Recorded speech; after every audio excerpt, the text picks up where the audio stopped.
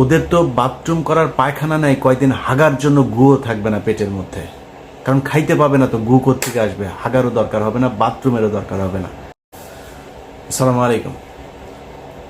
ভারতের সাথে বাংলাদেশের যেই ভারতের একপাক্ষিক আগ্রাসন চলছে, এটাতে বাংলাদেশের একটা লাভ হয়েছে। সেটা হচ্ছে পুরো জাতি আমরা এক, দেশের প্রশ্নে দেশপ্রেমের জন্য আমরা এক জায়গায় চলে এসেছি। এটা হচ্ছে বাংলাদেশের লাভ। আর ভারতের কিছু মূর্খ ধর্মান্ধ যেসব এই যে বিজেপি আরএসএস যেগুলো আছে, শুভেন্দু অধিকারী সহ যারা এইসব করছে, ওদের তো বাথরুম করার পায়খানা নাই, কয়দিন হাগার জন্য গুও থাকবে না পেটের মধ্যে, কারণ খাইতে পাবে না তো গু কোত্থেকে আসবে। হাগারও দরকার হবে না, বাথরুমেরও দরকার হবে না। আমাদেরকে থ্রেট করা হচ্ছে, ট্রিটমেন্ট দিবে না, ওদের হোটেলে আমাদেরকে থাকতে দেবে না। আলহামদুলিল্লাহ, আমি খুব খুশি হয়েছি যে বাংলাদেশের মানুষ ওই দেশে ঘুরতে যাবে না। পাকিস্তানে ঘুরতে যাব, অনেক সুন্দর সুন্দর জায়গা আছে পাকিস্তানে। পোর্ট এন্ট্রি ভিসা নিয়ে যাবেন, এইখানে কোনো ভিসা টিসা লাগবে না, ঢুকে যাবেন, ঘুরে টুরে চলে যাবেন। পাকিস্তানের ভাইয়েরা আপনাদেরকে আদর আপ্যায়ন করবে। সো পাকিস্তান যাবেন। যারা ব্লগ করেন, বিভিন্ন ইন্ডিয়ান জামা কাপড় নিয়ে করতেন, কসমেটিক্স নিয়ে করতেন, পাকিস্তানের জামা কাপড়ের মান অনেক ভালো। বিভিন্ন প্রোডাক্ট, বিভিন্ন ইলেকট্রিক সামগ্রী আমরা পাকিস্তান থেকে আনবো, ইন্ডিয়া থেকে আনবো না। আমি বাংলাদেশের যারা কিনা বিজনেস করেন তাদের কাছে অনুরোধ থাকবে পাকিস্তানের সাথে সম্পর্ক আরো সুদৃঢ় করার। গ্যারান্টি দিলাম, এই বাংলাদেশের উপরে যদি কোনো বিদেশি আগ্রাসন, যে কোনো পৃথিবীর যেই দেশেরই আগ্রাসন আসুক, সবার আগে বাংলাদেশের মানুষের সাথে পাকিস্তান দাঁড়াবে। অতএব তাদের অর্থনৈতিক যে ভিত, সেটা মজবুত করার জন্য আমরা তাদের কাছ থেকে জিনিস কিনবো, আমাদের জিনিস তারা কিনবে। তাদের সাথে সাংস্কৃতিক, অর্থনৈতিক, রাজনৈতিক সব ধরনের একটা সম্পর্ক হইতে হবে।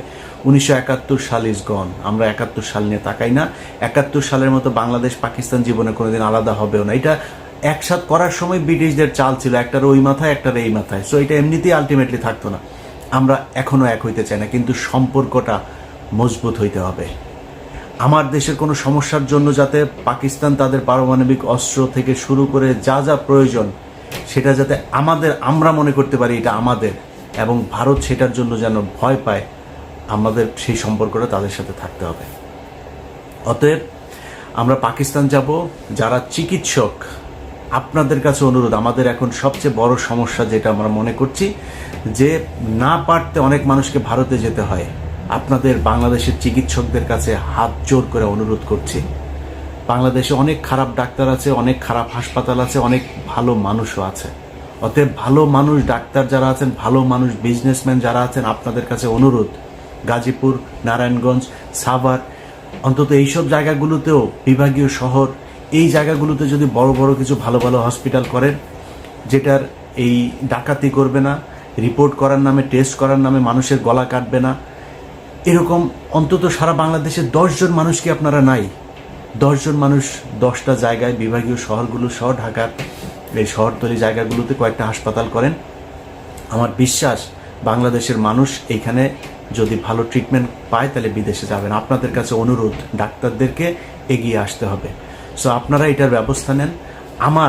আমার যতটুকু গ্রহণযোগ্যতা আছে, আমার যতটুকু পরিচিতি, আমার সোশ্যাল মিডিয়াতে যতটুকু মানুষের কাছে যেতে হয়, আমি আপনাদের এই হাসপাতাল করার জন্য যত প্রচারণা দরকার আমি আমার জায়গা থেকে করব। সবগুলো ক্ষেত্রে আমি আপনাদের সাথে থাকব।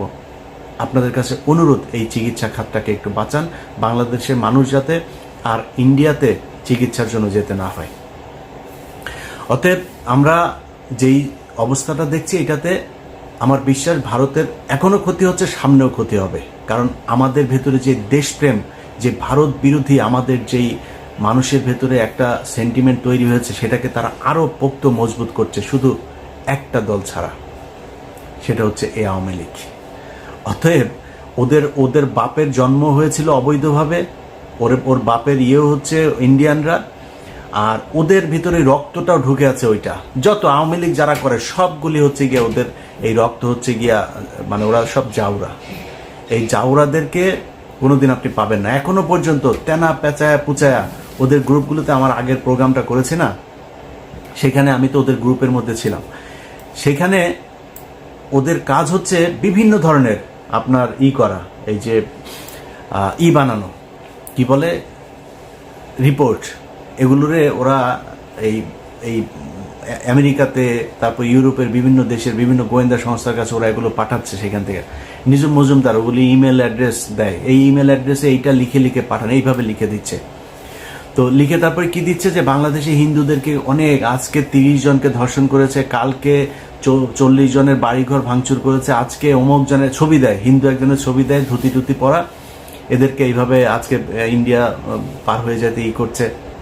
তো অন্যান্য দেশের গোয়েন্দা সংস্থা তারা তো আর মানে কচু খায় না, তাই না? তারা তো জানে, তারা তো তথ্য নিবে, তারা তদন্ত করবে, করে দেখবে না এগুলো কি হচ্ছে, এগুলো করছে। আমি বাংলাদেশের হিন্দুদের কাছে অনুরোধ করব, হিন্দুরা আসলে, আপনাদেরকে কোনো কিছু চাপ দিয়ে বলানো হচ্ছে না, আসলে আপনারা হিন্দুরা কেমন আছেন? আপনাদের উপরে আমাদের মুসলমানদের ধর্মীয় কারণে আসলেই কি আপনাদেরকে টর্চার করা হয়? আমি ইলিয়াস বললাম, যদি করা হয় প্লিজ আমাকে বলবেন, আমি আপনাকে লাইভে নিয়ে আসবো, সারা বাংলাদেশের মুসলমানদের কাছে বিচার চাইবে একজন হিন্দুকে কেন এভাবে টর্চার করা হয়।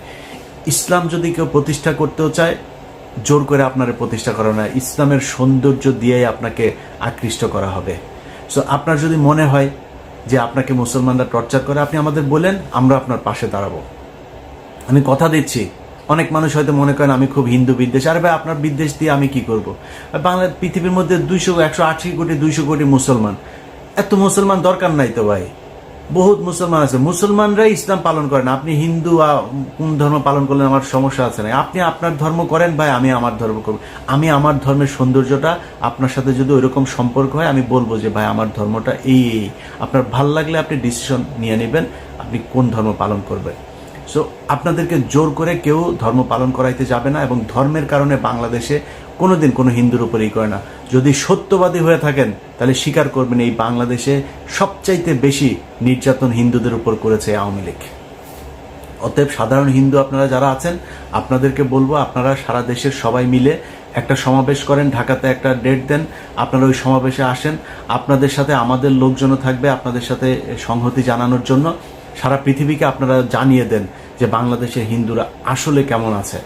তারা ভারতের বিভিন্ন গণমাধ্যম দিয়ে সবচাইতে স্পর্শকাতর একটা খবর, আমি সেটা করতে পারি নাই, সত্যতা যাচাই করতে পারি নাই, তাদের ওইখানে লেখালেখি হচ্ছে ডেইলি স্টার যেহেতু ইংলিশ পত্রিকা, ওদের ওইখানে কিছু পত্রিকা নাকি তারা ছাপছে, যেটা তাদের ছাপাখানায় এটা করা হচ্ছে, যেটা বাংলাদেশে যেই কপিটা যাচ্ছে ওই কপিটা না, আলাদাভাবে তারা 100 করে কপি ছাপছে, যেই কপিগুলো পৃথিবীর বিভিন্ন জায়গায় দিচ্ছে। ওই কপিগুলোর ভেতরে তারা এই হিন্দুদের উপরে খুব টর্চার হচ্ছে, সব ঠিক থাকছে, এই দিকের পেজ ওই দিকের পেজ সব ঠিক রেখে শুধুমাত্র হিন্দুদের কিছু নিউজ, এই সংখ্যালঘুদের উপর নির্যাতনের কিছু নিউজ সেখানে